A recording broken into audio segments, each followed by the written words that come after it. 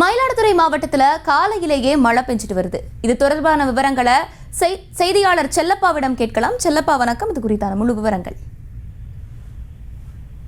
தமிழகம் மற்றும் புதுச்சேரியில் பரவலாக கனமழை பெய்யும் என கடலோர மாவட்டங்களில் பரவலாக விட்டு விட்டு கனமழை பெய்யணும் வானிலை மையம் அறிவிச்சிருந்தாங்க.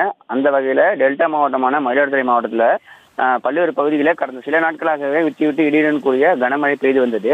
இந்த நிலையில் இரவு முதலே காலை வரை மயிலாடுதுறை மாவட்டத்தில் மயிலாடுதுறை, மணல்மேடு, குத்தாலம், மங்கநல்லூர், இறந்தங்குடி, செம்மனார் கோயில், திருக்கடையூர், தரங்கம்பாடி, பொறையாறு உள்ளிட்ட பல்வேறு இடங்களில் மிதமானது முதல் ஒரு சில இடங்களில் கனமழையும் பெய்து வந்தது.